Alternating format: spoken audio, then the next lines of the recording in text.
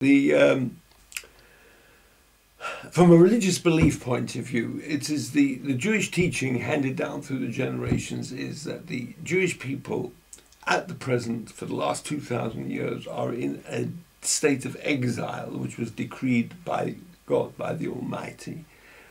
We were promised, we are taught that we were promised that we would have the Jewish people would live in the land of Palestine, but only subject to certain conditions, that we had to maintain certain standards of behavior, and we were taught that if those standards were not maintained, then the Jewish people would be sent into exile, and which is what happened. The world knows, history has shown us that over the last 2,000 years, the Jewish people have been spread around the four corners of the world.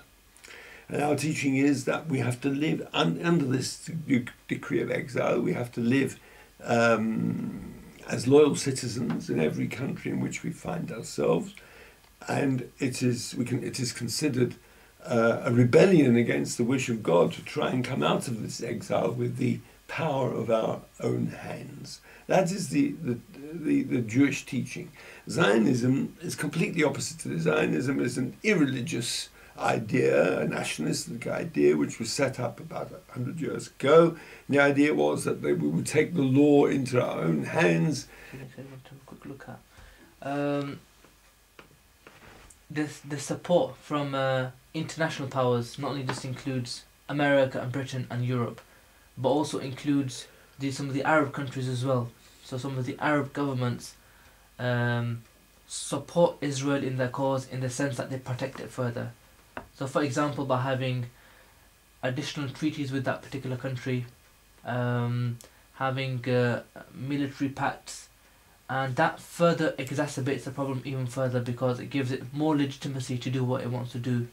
So the persecution that we see and the suffering that we see today in the Gaza massacres, it continues because of cordial relationships with some of the Arab governments. What would your message be to the Arab governments to hear a voice like yours on what you believe in the manner Israel is operating? When the State of Israel first started, all the Arab countries were in opposition to it, and because they considered that it was an injustice to the Palestinian people. And I think the vast majority of the Muslim lands and the Arab lands to this day, and the ordinary sort of rank and file people have the same opinion. But certain of the governments have found it over the years practical policy to cooperate with the State of Israel for political reasons. They don't want to be in a permanent state of war. They can't afford to, through their own domestic political requirements. They are very often tied up strongly with the United States and with Europe, and with the United Kingdom. They don't want to in any way upset their relationships with these countries. So the governments of these countries, from a practical and a pragmatic point of view, have decided that they have to either openly or by implication support the State of Israel. They are not helping their brothers in Palestine.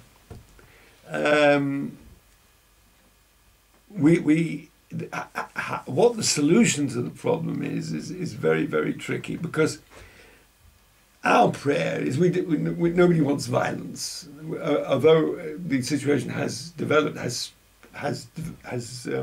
nurtured violence, but from our point of view, our prayer is that the concept known as the State of Israel should be dismantled peacefully, and that would lead to peace.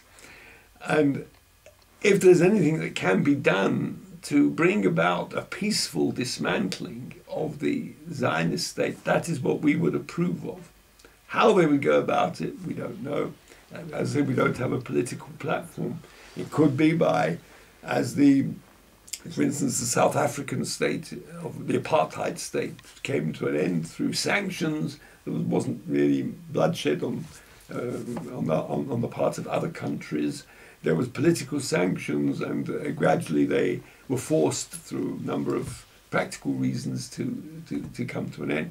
And I would imagine that is a way forward, which could be applied to the way the nations of the world deal with the state of Israel. But they're a long, long way from doing that at the moment. At the moment, it's just a dream.